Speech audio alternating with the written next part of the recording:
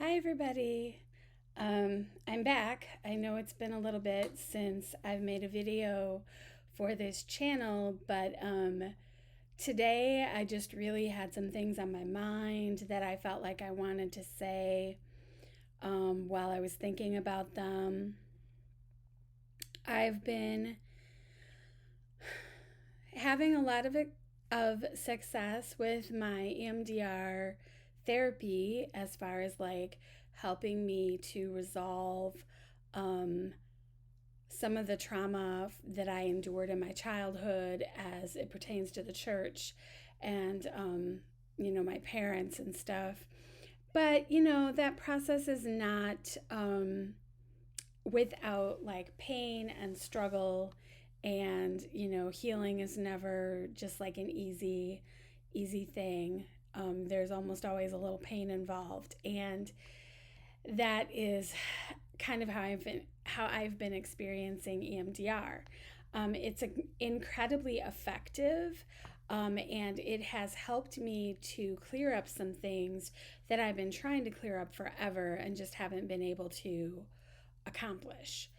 But one of the things that's really come up for me lately is thinking about how growing up with my very religious parents and family and the United Pentecostal Church, how that uh, experience, and I really, as I've stated before, this is just my opinion, but I really see the UPC as a cult, and how growing up in that cultic experience um, really stole my identity and how it steals everyone's identity. And that's part of what makes it a cult is the demand for conformity. For me, this started really, really young. So 7 or 8 years old, I was already experiencing it. When we first started to go to the church, we still had a television. I was still doing gymnastics classes. I still went to the beach. I still rode my bike around the neighborhood. I still had friends because I still went to public school. So I still had friends that weren't in the church. And my life, for all intents and purposes, was pretty normal. I mean, it wasn't normal. Obviously, there were things going on in my home that other people didn't experience, but it wasn't anything at all compared to what it was about to become, which was really, really abnormal. Um, so, as a kid, I was bright and vibrant and athletic and adventurous and um, I think kind of funny. Uh, and I feel like all of that was stripped away from me. When I was in public school, I had a real sense of the adults around me thinking that I was bright and thinking that I had potential and believing that I was capable of doing anything I set my mind to. And when I started to go to the Christian school when I was 11, all of that got wiped away. I felt I went from feeling like the brightest and the best and, capable with regard to school to feeling dumb, to feeling just not right. And that was something that followed me through my whole experience with the UPC is just always feeling wrong, never feeling right, never feeling good, never feeling whole, always feeling broken. And, I believe that that comes directly from the doctrine, the way that they teach the Bible is that we're all broken, we're all, our righteousness is as filthy rags, but the way that it's taught is to break you down and make you feel badly about yourself so that you need the group, so that you need the acceptance of the group. So you need that acceptance, which causes you to conform and causes loss of self, individuality. So one of the first things to go was my gymnastics lessons, which I loved taking those classes. Um, to this day, I don't know how my mom was ever able to swing it. But I took those classes and I loved taking them. I loved watching gymnastics on the Olympics, and I felt powerful. I felt like I really enjoyed using my strength. Um, but I got the message pretty quick after we started going to church there that it was immodest for me to be running around in a leotard, um, you know, exposing my body for everyone to be able to see, to be in these immodest poses, standing on my head or something where like my legs might have been apart. And I resisted quitting until I had my salvation experience when I was about 10 years old. And then the guilt got to be too much for me and I let it go. And that was just like the first of all these dominoes, right? Like, so I couldn't listen to secular music anymore and I couldn't watch TV anymore. And I couldn't read books from the library. Like, going to the library was a bad thing. And I was a voracious reader. I was always like the top of my class, and I was always reading way above grade level. And the library was always this like magical, wonderful place for me. But I got the message that we shouldn't go to the library because, as a child, I didn't have the discernment to sort of know what was of God and what wasn't. And that most of us, even adults, weren't really trusted to make those choices. Like, it was either written by someone in the church or it wasn't, or it was like a book on marriage that maybe they weren't so picky about, right? So I lost my precious library. I couldn't watch TV anymore, which, as a latchkey kid who was home alone all the time and only really had the TV for company, that was a really huge loss. I had a bike that I loved to ride, but I always felt uncomfortable riding it after we joined the church because always felt immodest. I always felt like even if I was wearing culottes, I was still sort of showing more of myself than I should be. Um, and so over time, I, my flame, my light became less and less and less. And I became more and more and more like everybody else. We all had the same activities. I went to school, I went to Bible quizzing, I went to church. We didn't have extracurricular activities. I didn't have friends outside the church. And, it wasn't even like we would go home and watch TV and I might say, well, I watched this show. What did you watch? I mean, there wasn't that. That didn't exist. My whole life was the church. I became as assimilated as I could. And there's a lot of talk about sort of dying to yourself and putting God's will before your own.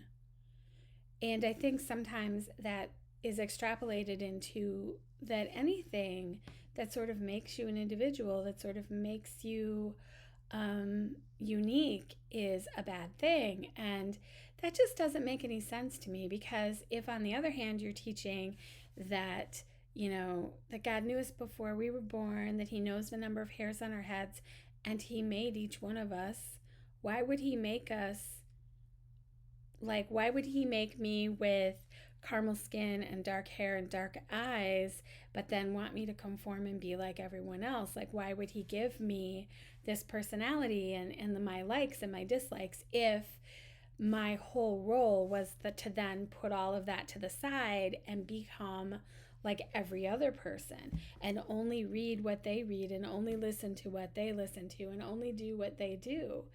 And the other thing is that when you have that kind of legalism, it takes away um, any possibility for you to develop your own convictions about anything or like your own beliefs about anything.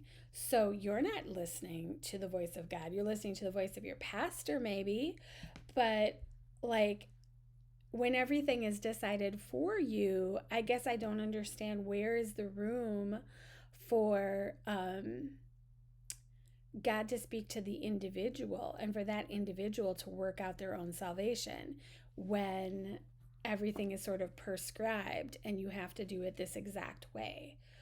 Um, and so I've really been looking at that, and I've really been looking at how I've spent my whole life, my whole adult life, trying to cast off the influences of the church, all these little things that still linger that I haven't been able to completely get rid of, and sort of remember who I was before I had this contact with them, before I was molested, before, all of these things happened to me. And that's pretty hard. Like, you know, because it's so insidious. It becomes so much about like how you think, and you don't even realize, right, that there are still these tendrils that are in your brain that are still connecting you with this belief system that you grew up with.